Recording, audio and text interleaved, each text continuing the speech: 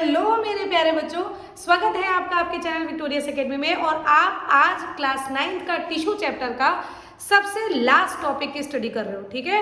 इसके बाद आपका ये चैप्टर कंप्लीटली फिनिश हो जाएगा और मन लगा के इसको तैयार कीजिए। छोटा सा चैप्टर है, थोड़ा सा डिस्क्रिप्टिव पढ़ाया गया है। अगर आप लोग चाहोगे तो इसका 1 short video with in half an hour का भी बन सकता है, तो आधे घंटे में भी आप इस चैप्टर को कंप्लीट कर सकते हो। लेकिन मेरा ये मानना है बच्चों कि पहले ब्रीफली पढ़ लो, फिर तैयार करते समय 1 शॉट भी पढ़ लेना, है ना। तो आज हम लोग सबसे लास्ट टॉपिक शुरू करने जा रहे हैं, which is called as connective tissue. Connective नाम में ही कनेक्टिव है, नाम से ही पता चल रहा होगा कि कनेक्शन का मतलब आपस में चीजों को कनेक्ट करने वाला टिश्यू, ठीक है। अगर आपसे पूछा जाए आपकी जानकारी में कौन कौन से टिश्यू हैं जो आपस में कनेक्शन बनाने में मदद कर रहे हैं, बताइए जरा। तो आपका आंसर हो जाएगा, बोलो, आपका आंसर हो जाएगा कि मैम ब्लड है, हाँ हम कहेंगे यस। फिर आप कहोगे हड्डियाँ एक दूसरे को कनेक्ट करती हैं, हम कहेंगे हाँ यस। इसके अलावा बताओ जरा, इसके अलावा तो नहीं पता। तो आज हम लोग सीखेंगे कि which type of connective tissue are present in human body. Clear. सबसे पहले बात करते हैं what is connective tissue. So the tissue which has large size intercellular space, ऐसा टिश्यू जिसके पास बड़े बड़े से इंटरसेलुलर स्पेस होते हैं और इसके अंदर बहुत सारा फ्लूइड भरा होता है, ठीक है। विच has large size intercellular space with fluid matrix is called connective tissue. Clear. छोटी सी बात है, अगर आपसे पूछा जाए व्हाट इज कनेक्टिव टिश्यू तो आप बताओगे ऐसा टिश्यू जिसके पास बहुत सारा स्पेस है और उस बहुत सारे स्पेस में बहुत सारा फ्लूइड भी भरा हुआ है। क्लियर।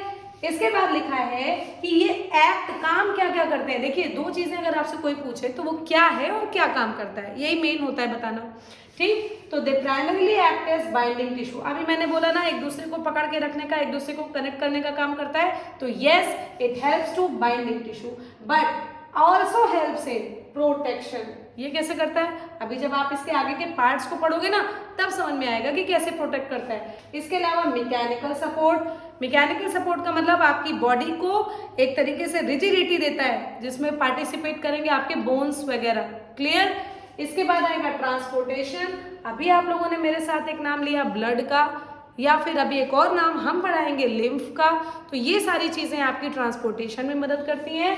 बहुत सारे टिश्यू होते हैं, कुछ टाइप के टिश्यू आपको पढ़ने हैं जिसके बारे में थोड़ा सा डिस्क्रिप्टिव पढ़ना पड़ेगा। तो the connective tissue are following types, जिसमें नाम है बेटा adipose, fluid connective tissue, skeletal connective tissue and areolar connective tissue, ठीक है। सबसे छोटा सा एडिपोज टिश्यू होता है।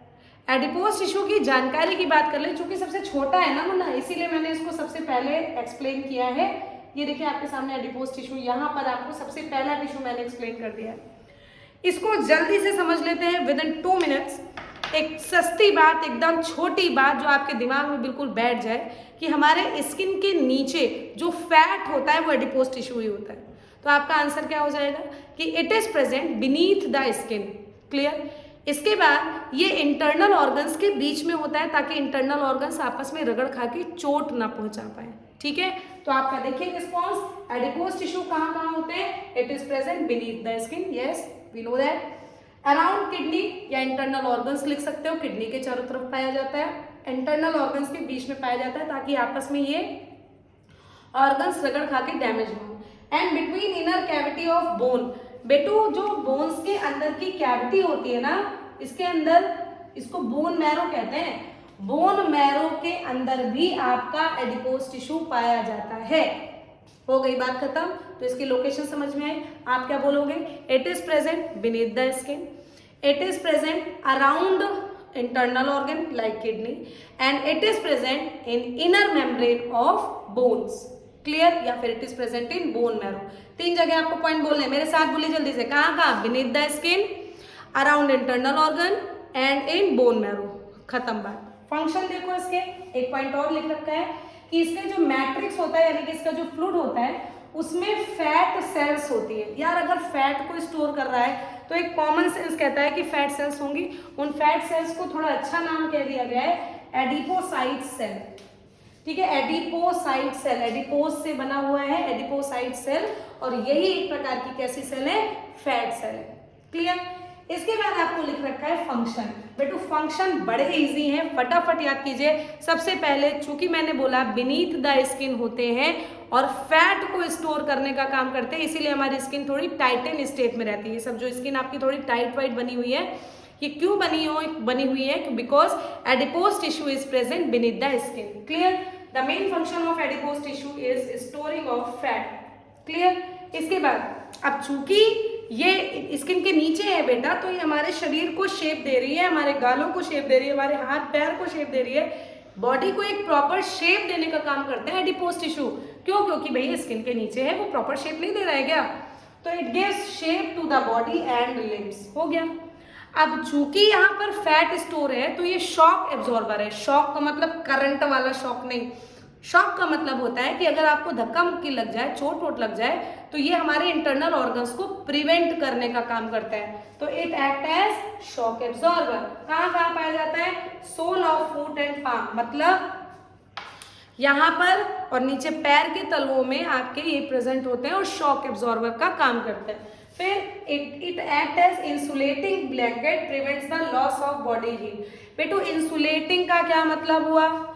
इंसुलेटर आप लोगों ने पढ़ा है, इंसुलेटर वो होता है जिसपे हीट और लाइट का कोई फर्क नहीं पड़ता, उसमें ना हीट ट्रांसफर होती है ना करंट ट्रांसफर होती है। तो यहाँ पर चूंकि हीट से लेकर हम लोग पढ़ रहे हैं तो इसका मतलब है कि एडिपोज टिश्यू ऐसा टिश्यू है जो इंसुलेटर है, ट्रांसफर नहीं करेगा। वो इंसुलेट, जैसे अंदर बॉडी की हीट है, उसके ऊपर एडिपोज टिश्यू है, तो बॉडी के अंदर की हीट को वो अंदर ही रहने देता है, उसको बाहर नहीं निकलने देता। तो ये अच्छी चीज़ है। इससे हमारे आप लोगों को बताया जा चुका है, या नहीं पता तो आप जानिए। हमारा बॉडी टेम्परेचर कांस्टेंट होता है, इन्हीं सब के कुछ रीजंस के कारण तो होता है यार। हमारी बॉडी हीट लॉस ही नहीं होती है, हमारी बॉडी हीट जितनी है उतनी मेंटेन रहती है, और उसको प्रिवेंट करने का काम कौन करता है? तो आपका आंसर होगा adipose tissue. It act as insulating blanket. Clear? इसके बाद लिखा है it maintains the position of internal organ. भैया हमारे ऑर्गन जिस जगह पर है, लीवर जहाँ है, किडनी जहाँ है, आंखों का ये जो आई बॉल है अंदर का, ये जहाँ है, ऐसा तो है नहीं ऐसे लेटते हैं तो पूरी आंखें एक तरफ आ जाती हैं, ऐसा तो होता नहीं है।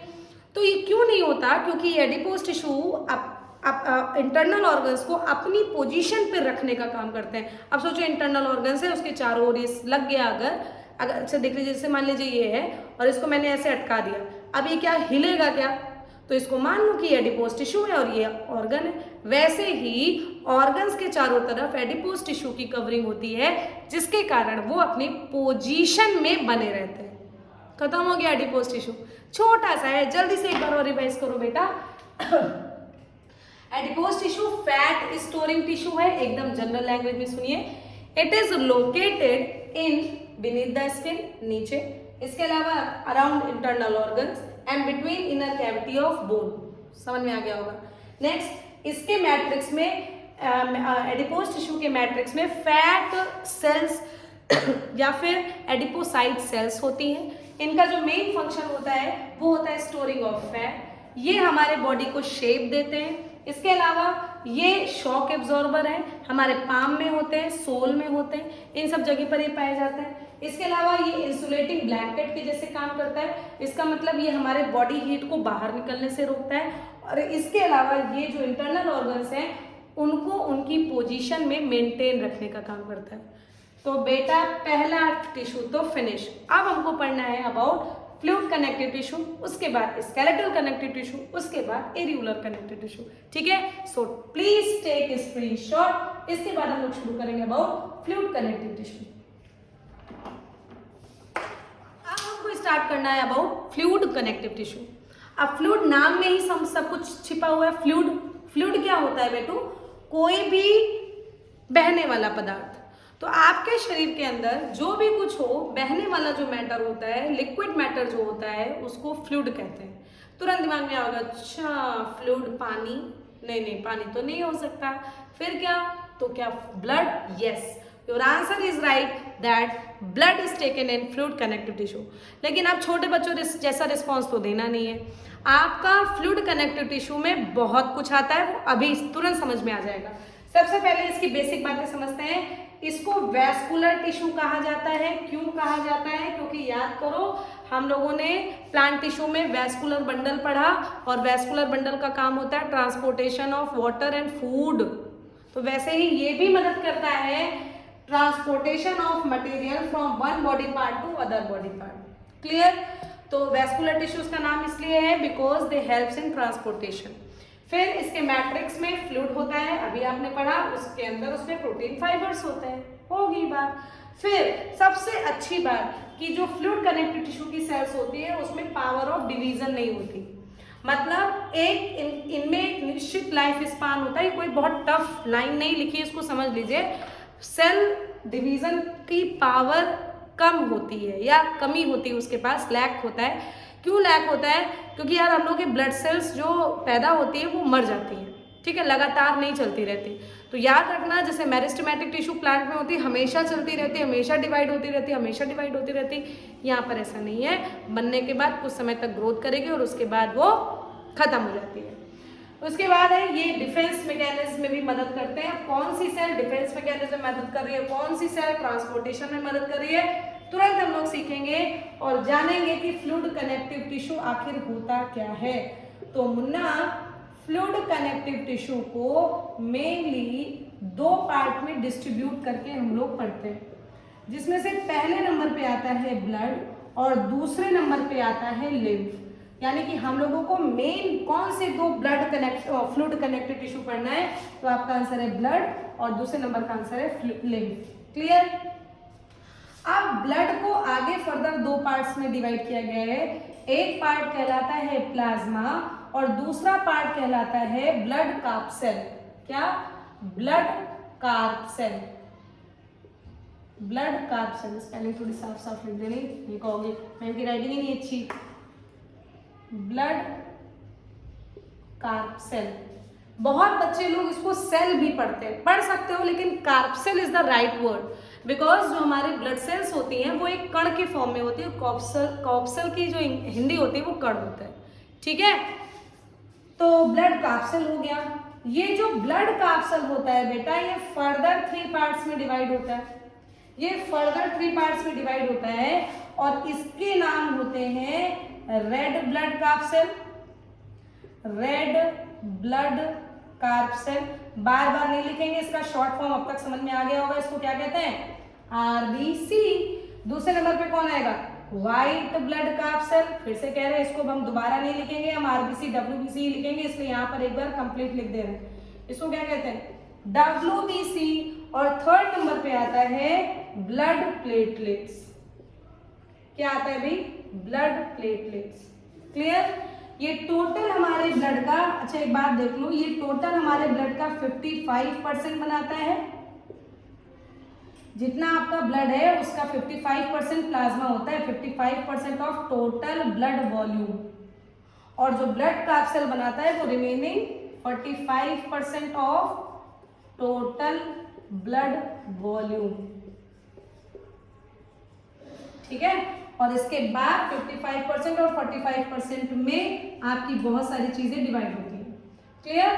तो ये फ्लूइड कनेक्टिव टिश्यू है। अब हमको पढ़ना है कि आखिर ये प्लाज्मा और ब्लड कार्प सेल कौन से खेत की मूली, अभी समझते हैं हम लोग इसको फटाफट, ठीक है। प्लीज टेक स्क्रीनशॉट होना। अब हम लोग को डिस्क्राइब करना है। चलो अच्छा एक बार और समझ लेते हैं। फ्लूइड कनेक्टिव टिश्यू को मेनली दो पार्ट्स में डिवाइड किया गया है, ब्लड एंड लिम्फ।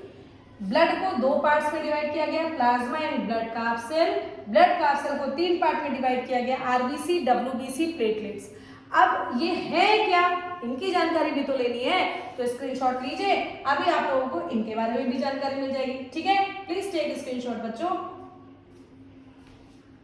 तो अब हम लोग ब्लड के बारे में जानकारी ले लेते हैं। ब्लड होता है आपका फ्लूइड कनेक्टिव टिश्यू। इसका जो नेचर होता है मुन्ना, वो स्लाइटली अल्कलाइन होता है, बहुत ज़्यादा नहीं, थोड़ा सा 7.4। ये तो आपको पता ही है ना कि 1 to 7 तक आपका एसिड होता है, 7 आपका न्यूट्रल होता है और 7 से ज़्यादा होने पर बेसिक या फिर अल्कलाइन नेचर हो जाता है। तो 7.4 क्या बहुत ज़्यादा है क्या? बेसिक, थोड़ा सा बेसिक है, तो it is slightly alkaline in nature. इसका टेस्ट सॉल्टी होता है। कभी अगर खून निकला जल्दी से लोग कर लेते हैं ना, कभी अगर याद हो तो स्लाइटली सॉल्टी टेस्ट, ठीक। 2 मेन कंपोनेंट होते हैं, पढ़ चुके हो कौन कौन सा? ब्लड और ब्लड के दो कंपोनेंट होते हैं, प्लाज्मा और ब्लड कैप्सूल। ठीक, प्लाज्मा के बारे में देखो भाई, एक पॉइंट आप पढ़ चुके हो क्या, कि ये 55% टोटल ब्लड वॉल्यूम का बनाता है। यस, इस 55% ब्लड वॉल्यूम में मतलब प्लाज्मा में 92% तो पानी ही होता है और कुछ होता ही नहीं है। बताओ कितना ज्यादा इंपॉर्टेंट प्लाज्मा है हमारे शरीर, इसीलिए कहा जाता है पानी वानी पियो ताकि ये सब मेंटेन रहे हमारे शरीर में, क्योंकि इसमें बहुत सारे आइटम्स पाए जाते हैं यार। याद करो आप लोग, कोरोना में आप लोगों ने सुना होगा कि हमको प्लाज्मा डोनेट कर दो, प्लाज्मा चाहिए, प्लाज्मा डोनेशन करना है, या सुना होगा आप लोगों ने न्यूज़ वगैरह में। तो इसीलिए प्लाज्मा, क्योंकि प्लाज्मा में बहुत कुछ पाया जाता है यार, इंपॉर्टेंट एंटीबॉडीज तक पाई जाती है। तो कोरोना के लिए आप लोग को प्लाज्मा डोनेशन की बात सुनी होगी यार, मुझे तो लग रहा है सुनी होगी। नहीं सुनी है तो जान लीजिए, plasma takes very important role to prevent diseases in defence mechanism. तो देखो ये 92% पानी होता है और रिमेनिंग 8% में सब कुछ, क्या क्या, ऑर्गेनिक सॉल्ट, एसिड, कंपाउंड, सब कुछ। ठीक, इसके बाद इसका कलर बेटू बता दिया गया, स्ट्रॉ कलर का होता है। स्ट्रॉ भूसे का कलर, वो स्ट्रॉ नहीं समझ लेना सिप मारने वाला, वो मारेंगे गलती की तो। स्ट्रॉ कलर का मतलब वो थोड़ा सा स्लाइटली पीला कलर जो होता है, वो भूसे का कलर अगर आप लोगों ने देखा हो तो उस कलर का ही होता है। ठीक, अब इसमें क्या क्या होते हैं क्लियरली देखो। पहली बात तो सॉल्युबल प्रोटीन होते हैं। कौन कौन से protein, albumin, globulin, fibrinogen.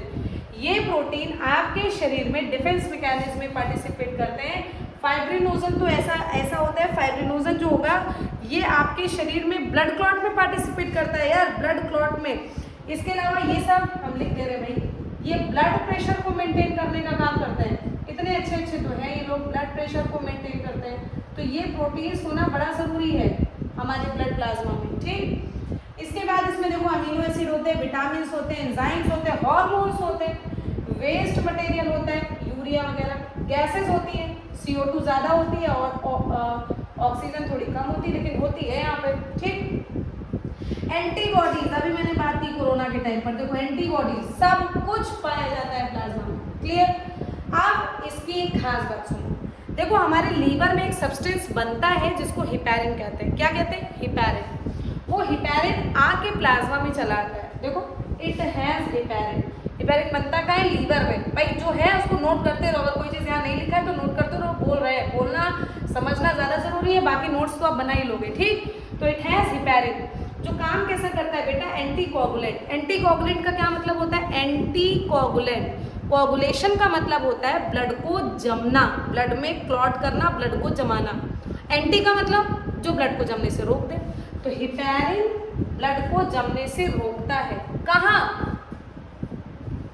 Blood inside the blood vessel, हमारे शरीर के अंदर ब्लड को जमने से रोकता है हिपैरिन, और वो हिपैरिन पाया जाता है प्लाज्मा में।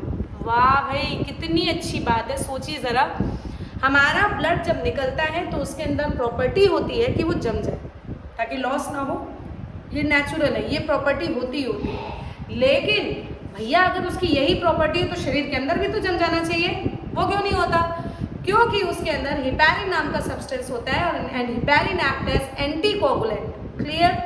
और हिपैरिन एक्ट एज एंटीकोगुलेंट, और जो कि ब्लड को बॉडी के अंदर ब्लड वेसल में जमने से रोकता है। वही ना बढ़िया, याद कीजिए और अपने दोस्तों को बताइए। यस।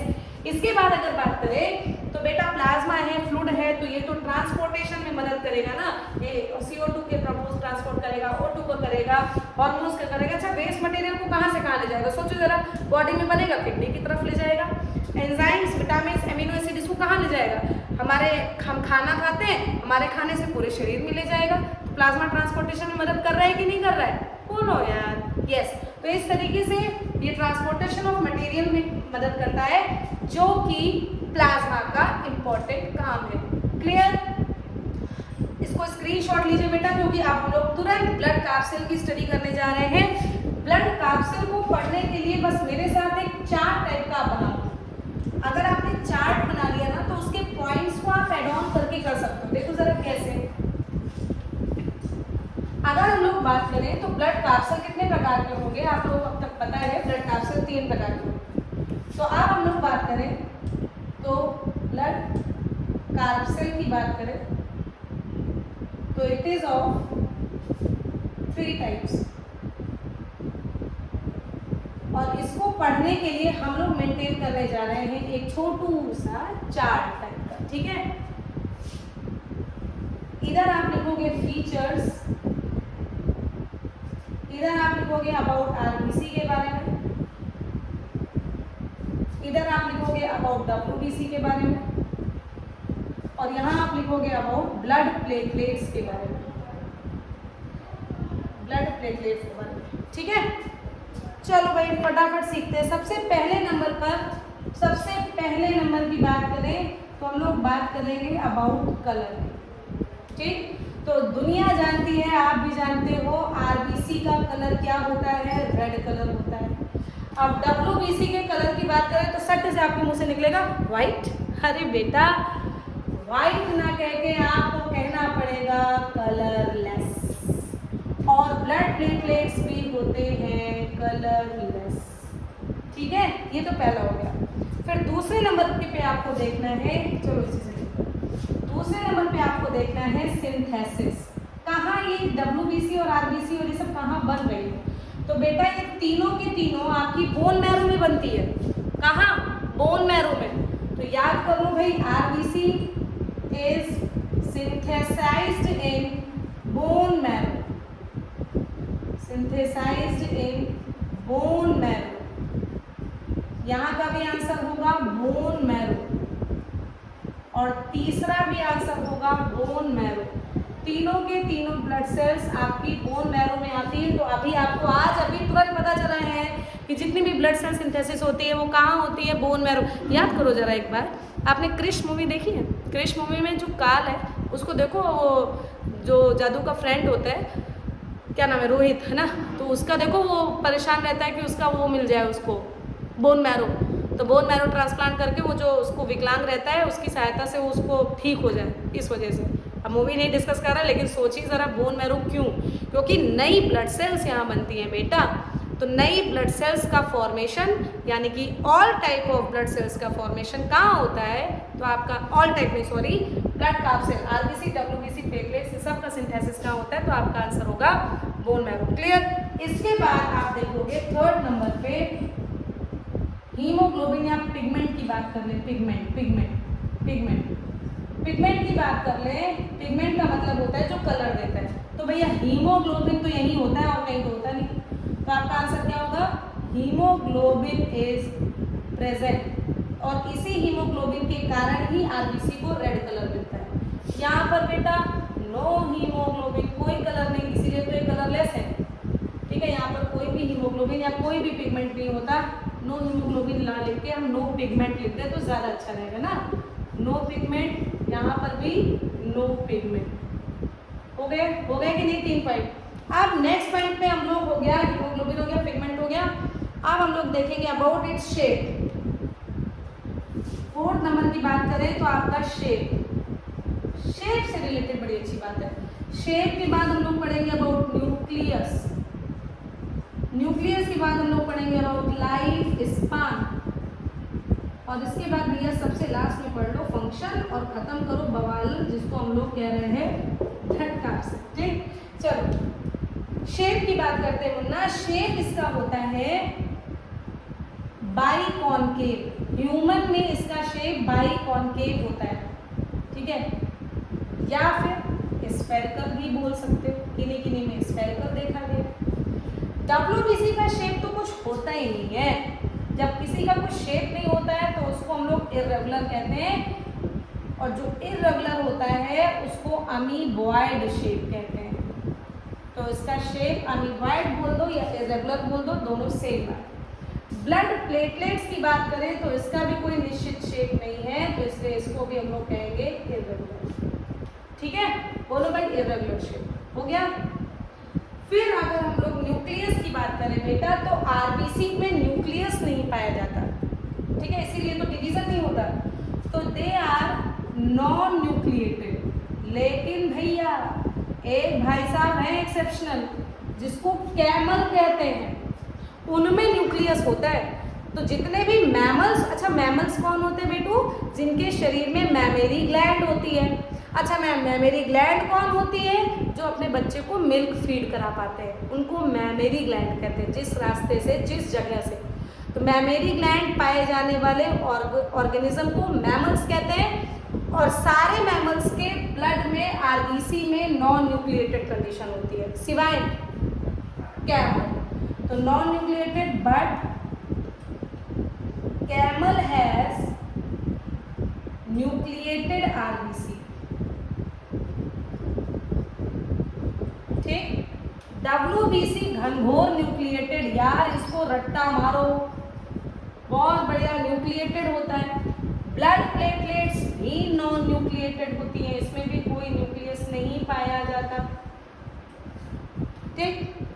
अब आते हैं लाइफ स्पान के बारे में। लाइफ स्पान का मतलब होता है जीवन की अवधि, कितने दिन आपकी ये सेल चलेगी। तो इसका होता है 120 डेज। क्या? 120 डेज। इसका होता है some days to a month. ठीक। इसका होता है several days up to several months। इस तरीके से आपका लाइफ स्पान का प्रोसेस हो गया। अब बेटा लास्ट बचा है जो कि सबसे ज्यादा जरूरी आपको पढ़ना है, और उसको हम लोग कहेंगे फंक्शन। ठीक। इतने पॉइंट आपको समझ में आ गए कि नहीं? ऐसे याद किया जाता है भाई, ऐसे अगर आप लोग याद कर लोगे तो आप लोगों को फटाफट चीजें याद हो जाएंगी। क्लियर?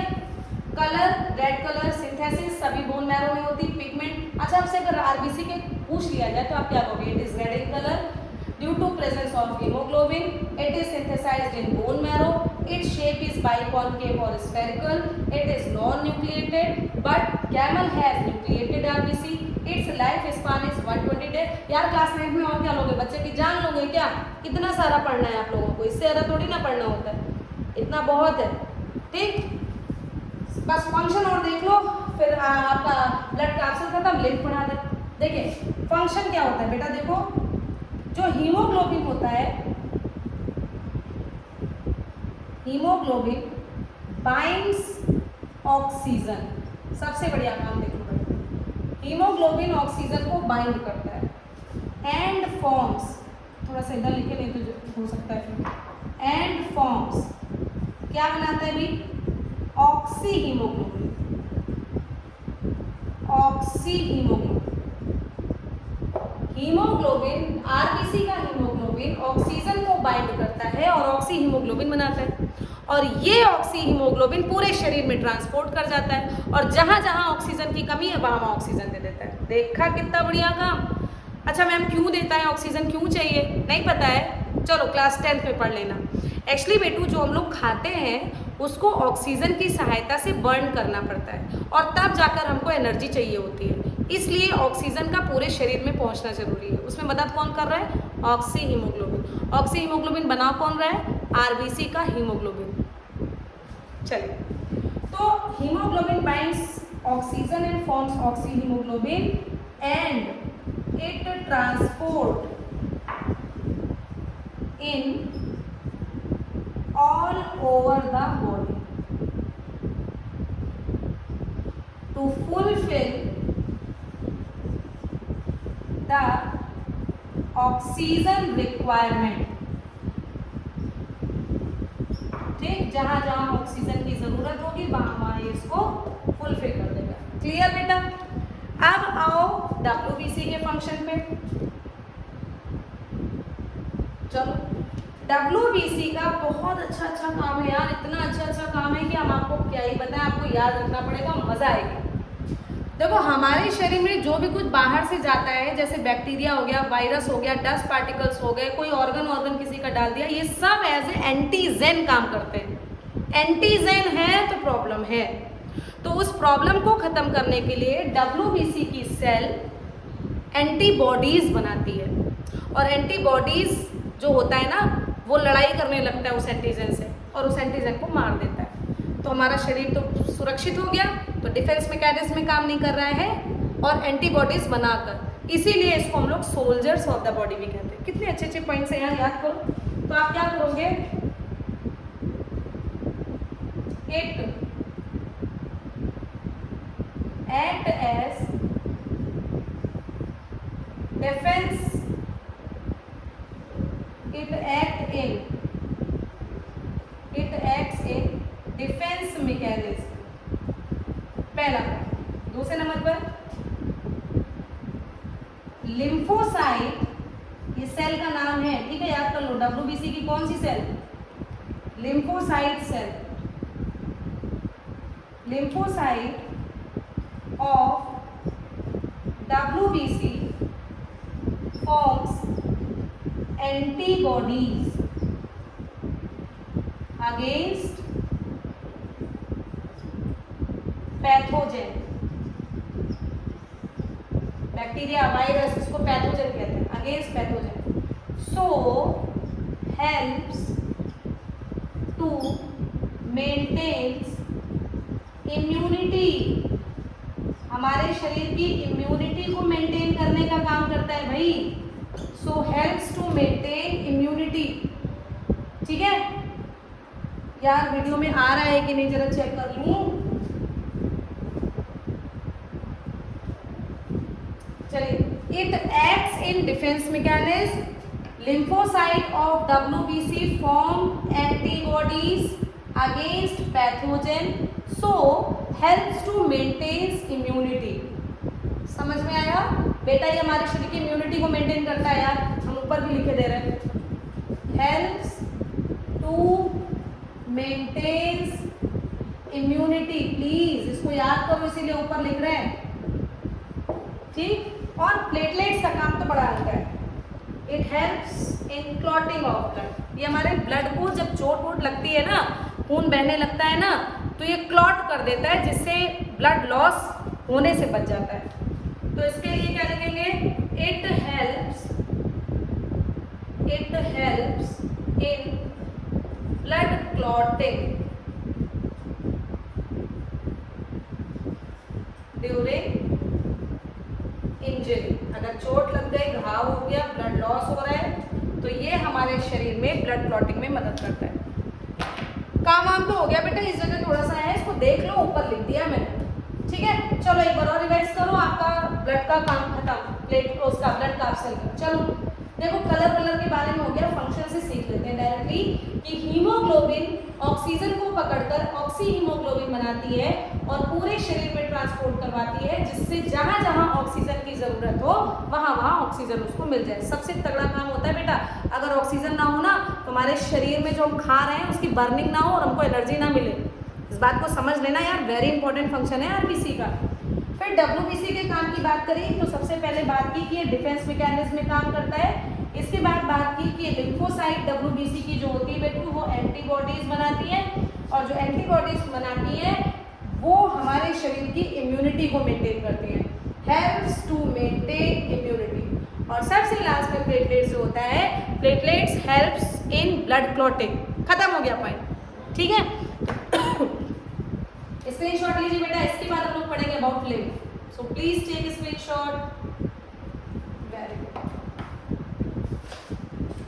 भैया, लास्ट टॉपिक देख लो, बहुत लंबी वीडियो हो गई है। इसके बाद जो बचे हुए 2 टिश्यू और हैं वो हम लोग नेक्स्ट वीडियो में पढ़ लेंगे और तब फिर खत्म करेंगे, है ना। एक साथ इतने सारे लंबी वीडियो को ना देखने का मन नहीं करता यार। मैं भी कभी जब कभी यूट्यूब से पढ़ती थी या पढ़ती हूँ तो यार बड़ा टाइम वाला तो वीडियो कम देखते हैं, लेकिन हाँ ब्रीफली बेटा पढ़ना जरूर चाहिए एक बार, ठीक। तो आज हम लोग इसको पढ़ के खत्म करेंगे और इसके बाद जो आपका बोन वाला कॉन्सेप्ट है, यानी कि स्केलेटल कनेक्टिव टिश्यू और जो एरियोलर है, वो हम लोग नेक्स्ट वीडियो में पढ़ लेंगे। तो प्लीज़ लास्ट इसको देखिए। देखिए लिम्फ कैसे होता है पहले देख लो। जैसे मान लो ये आपकी बॉडी का कोई टिश्यू है ना, इसको देख लो भाई कैसे होता है, इसको देख लो। ये मान लो आपकी बॉडी का कोई टिश्यू है, इसके ऊपर से होते हुए, मतलब ऊपर से क्या, आपके शरीर में हर जगह ब्लड वेसल्स जाएंगे कि नहीं जाएंगे। तो मान लो ये आर्टरीज और वेन्स यहाँ से होते हुए गुजर रहे हैं, तो इसके बीच में ये जो स्पेस होता है ना, यहाँ पर देखो इस तरीके से जब ब्लड जाएगा, थोड़ा पेन चेंज करके दिखाएं तो शायद समझ में आए आपको। ये जब ब्लड यहाँ से जाएगा तो ऐसे रास्ते से बनाते हुए निकलेगा, ऐसे रास्ता बनाते हुए निकलेगा। तो जो रास्ता बनाते हुए जो निकलता है बेटा, इसको कैपिलरीज कहते हैं, ब्लड कैपिलरीज। ये कैपिलरी का मतलब होता है नाली, नलिका, जो समझ में आए भाई, अच्छे वर्ड। तो नलिका होता है, बाकी आप जैसे समझना हो समझो, इसको कैपिलरीज कहते हैं। तो आर्टरीज और वेन्स के बीच का पॉइंट कैपिलरीज कहलाता है। और इन्हीं कैपिलरीज, ये कैपिलरीज बनती का है टिश्यू के में, जब आर्टरीज और वेन्स जहाँ पर मिलते हैं वहाँ कैपिलरीज बनती है। तो देखो पहला ही पॉइंट है, कहाँ बनता है बेटा, ब्लड कैपिलरीज में, ब्लड कैपिलरीज में बनता है। ठीक, इफ्लूड कनेक्टिव टिश्यू है, कलरलेस है क्योंकि इसमें आरबीसी नहीं है, लेकिन इसके पास बाकी जितने भी आपके ब्लड के कंपोनेंट है वो सब है, जैसे glucose, amino acid, vitamin, salt, urea, सब कुछ इसके पास। क्लियर। फंक्शन देखो भाई, ये फंक्शन क्या करता है, देखो टिश्यू, ये जो टिश्यू है इसके भाई, हमारे टिश्यू में क्या होता है, CO2 होता है, नाइट्रोजनस वेस्ट होता है, O2 होता है, सब अच्छी अच्छी चीज़ें होती है ना। तो टिश्यू के अंदर जो वेस्ट मटेरियल होगा, CO2 हो गया, ये हो गया, इसको ये खींचता है, खींच के ये इस ब्लड में भेज देता है। देखो कुछ कैसे समझाएं यार, देखो मान लो ये टिश्यू है, ये वाला एरिया टिश्यू है, ठीक है, ये वाला एरिया टिश्यू है, इससे ये ब्लड में खींच के बाहर आ जाता है और खींच के ब्लड आकर इसको ब्लड के थ्रू वापस भेज देता है, जो किडनी विडनी से बाहर निकल जाता है। ठीक। अब लिम्फ क्या है मैम, लिम्फ देखो क्या होता है बेटा, जब ब्लड यहाँ से खींचते हुए जाता है तो ये जो टिश्यू के पैकेट्स बने हैं ना, इसको हम ब्लैक पेन से ही बनाएंगे, समझना। ये जो मान लो ये एक टिश्यू, ये दो टिश्यू बनाकर दिखा रहे हैं, इसी से समझो। ये जो टिश्यू है, ये जो ब्लड आपका निकल रहा है, ये जो ब्लड आपका यहाँ से यहाँ बह रहा है, ये ब्लड है, इसको मान के चलना है ग्रीन वाला आपका ब्लड है, ठीक है, यहाँ से यहाँ जा रहा है। इस ब्लड से ये अपने अंदर इंपॉर्टेंट न्यूट्रिएंट्स को खींच लेता है, आरबीसी को छोड़कर, यहाँ से इसको ये अंदर खींच लेता है, अंदर, यहाँ से इसको अंदर खींच लेता है, इसके अंदर तो कुछ भर जाता है, जो इसके अंदर ही भरता है ना बेटा, यही लिम्फ होता है। तो ब्लड से ही लिम्फ बनता है, यानी कि कैपिलरीज में जब ब्लड होते हुए गुजरता है तो टिश्यू ब्लड से इंपॉर्टेंट मटेरियल को खींच लेता है और लिम्फ का फॉर्मेशन करवा देता है। थोड़ा सा टफ है मैम, समझ में नहीं आ रहा, फिर से सुनो। जो टिश्यू है, आर्टरीज और वेन्स जहाँ मिलती वहाँ कैपिलरीज बनते, पहला पॉइंट। उन कैपिलरीज के रीजन में टिश्यू होते हैं। जब ब्लड वहाँ से होते हुए गुजरता है तो जब ब्लड यहाँ से होते हुए गुजरता है बेटा, तो जो टिश्यू होता है ना, वो टिश्यू इस ब्लड से इंपॉर्टेंट मटेरियल खींच लेता है, सिवाय आरबीसी के। आरबीसी नहीं होता, तो ये जो अंदर जो भर जाता है, इसी को हम लोग लिम्फ कहते हैं। बस यही है। और यहाँ से खराब मटेरियल ये ब्लड खींच लेता है, कहता चलो हमने तो तुमको अच्छे अच्छे दे दिए, तो हमको खराब ही दे दो। तो खराब मटेरियल बाहर ब्लड खींच लेता है और ब्लड से अच्छे मटेरियल आरबीसी को छोड़कर अंदर टिश्यू खींच लेता है। तो टिश्यू के अंदर जो बना हुआ प्रोडक्ट है बेटा, उसको लिम्फ कहते हैं। और जो मटेरियल, खराब मटेरियल जो ब्लड में आ गया है, वो ब्लड की सहायता से हमारे शरीर से बाहर निकाल दिया जाता है। बस इतनी सी बात है। समझ में आया? नहीं आया तो कमेंट कीजिएगा, इसको और ब्रीफली एक्सप्लेन करेंगे। मेरे ख्याल से तो आ गया होगा, 9th के लेवल में इतना बहुत है। फिर से बोल रहे हैं, ध्यानपूर्वक समझ लीजिए। आर्टरीज और वेन्स जिस रास्ते में मिलती है, वहाँ के टिश्यू के काम ये होता है कि वो ब्लड से इम्पॉर्टेंट मटेरियल टिश्यू के अंदर आ जाता है, आरबीसी को छोड़कर। क्या बनाता है? लिम्फ। और ब्लड क्या काम करता है? टिश्यू से खराब मटेरियल बाहर निकाल लेता है। बस समझ में आ गया? चलो, तो काम क्या करता है बेटा? ट्रांसपोर्टेशन का काम करवाता है। क्या क्या ट्रांसपोर्ट करता है? ऑक्सीजन, ग्लूकोज, सब कुछ। इसके अलावा ये CO2 और नाइट्रोजनस वेस्ट को खींचकर बाहर बॉडी के निकाल देता है। इसके अलावा बेटा जो भैया जो ब्लड का काम है, केवल आरबीसी तो नहीं है, बाकी तो WBC का जो काम होगा, क्या वो लिंक नहीं करेगा? करेगा।